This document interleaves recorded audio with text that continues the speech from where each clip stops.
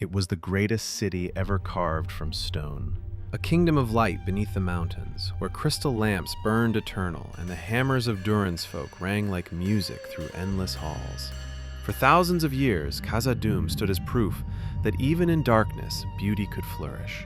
Glowing pillars, vaulted halls, lanterns like starlight under stone. But that light went out. The halls fell silent, the forges went cold, and the name itself changed, from Khazad-Dûm, the Dwarrowdelf, to something darker, something whispered in fear. Moria, the Black Pit. Most think they know what happened. A Balrog, they say, a demon of the ancient world awakened by greed. But the truth is more complex, more tragic. Because the fall of Khazad-Dûm wasn't just one moment of terror in the deep. It was a slow unraveling. A cascade of choices and fate that turned wonder into shadow. So what really destroyed Khazad-Dûm? To understand that, we have to go back. Back to when one dwarf looked into still water and saw his destiny written in the stars.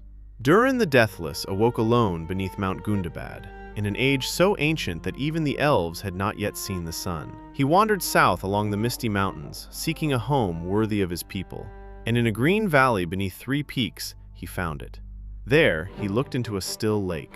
Above his reflection, he saw a crown of 7 stars, glittering like diamonds against the dark. He took it as a sign. They called the lake Khazad-Dûm, the Mirror Mirror. Durin raised a stone pillar and began to delve. What started as caves became chambers. Chambers became halls. And halls became a city that would endure for ages. Khazad-Dûm, the Dwarrowdelf, the dwarves' mansion. Generation after generation, they carved deeper, built higher, expanded further. They forged the great gates in the east, guarded by runes of power. They raised the bridge of Khazad-Dûm, a narrow span over a bottomless chasm. No army could cross it except in single file. They built 7 levels rising up and 7 deeps going down. A maze of majesty and might. And at the peak of Xiraxagil, they carved an endless stair that rose from the mountain's roots to a tower touching the sky. This wasn't just survival. This was art. This was pride, made stone. By the end of the First Age, Khazad-Dûm had become legend. Even the elves of distant Beleriand spoke of it with awe. And when their own kingdoms fell, the dwarves of Nogrod and Belagost fled east, bringing their finest craft to Durin's halls. The city swelled. The forges blazed brighter. And then came Mithril.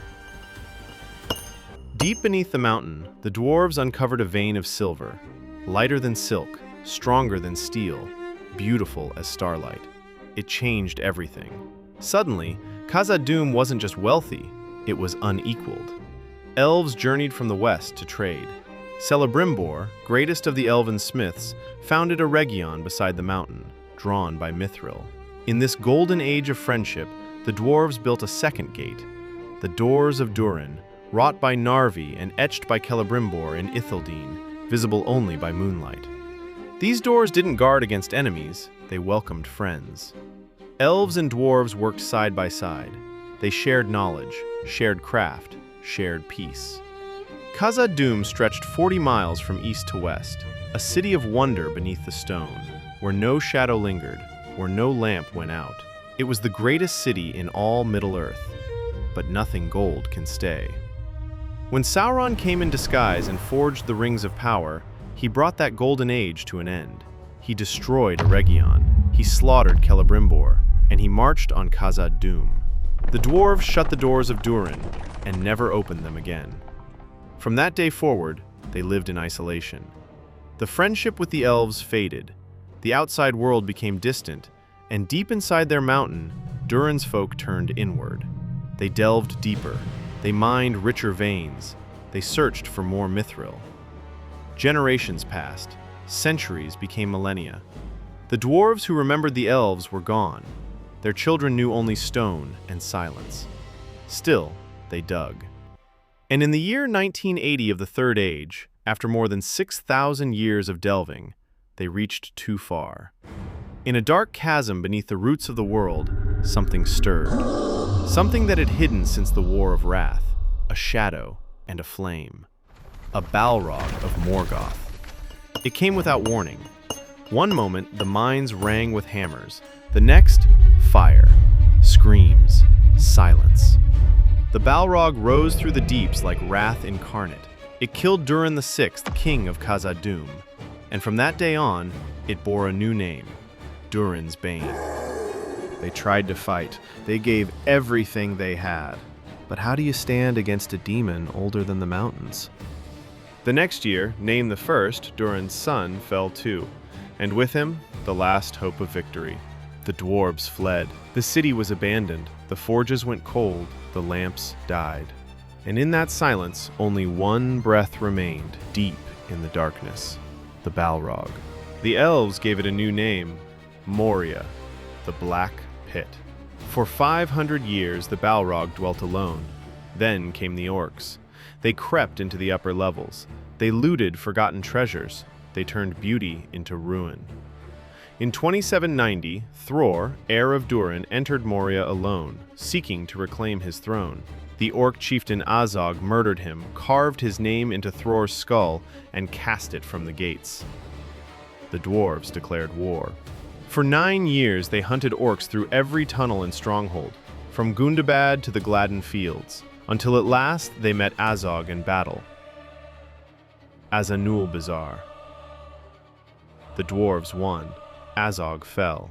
But when they turned to reclaim Khazad-Dûm, they saw it, the Balrog, and they walked away. Not all hope was lost. In 2989, Balin, companion of Thorin, led an expedition to retake Moria. At first, they succeeded. They reclaimed the eastern halls, recovered Durin's axe, lit the forges once more. But 5 years later, Balin was slain at the Mirror, and the orcs returned. The dwarves made their final stand in the chamber of Mazar-Bul. None survived. Moria fell silent again. But let's return to the question. What really destroyed Khazad-Dûm? Was it the Balrog? Yes and no. The Balrog was the killing blow, but the wound was already deep. When the dwarves shut the western doors, they also shut out the world. They lost friendship, perspective. They dug deeper, not from greed, but from purpose, from habit, from the belief that nothing beneath the stone could harm them. They weren't wicked. They were true to who they were. Miners, craftsmen, builders. But even builders must know when to stop building. In the end, it was Gandalf who cast down Durin's Bane.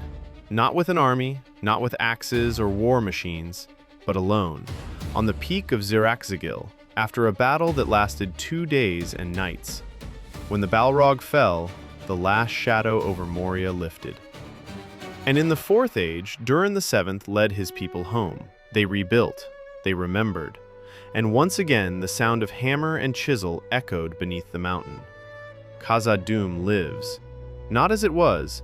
The days of Mithril and elven kinship are gone, but the dwarves endure. And as long as they endure, so does the memory of what was lost. Because that's what Moria really is. Not just a ruin, not just a name, a reminder that even the greatest works can fall, that isolation blinds us, that even justified pride can lead us into darkness, but also this, that from the deep, light can return, that legacies can outlast shadow, and that some names, Durin, Khazad-Dûm, Moria, will never be forgotten. Durin once looked into still water and saw a crown of stars. Centuries later, his people still remember. They still return.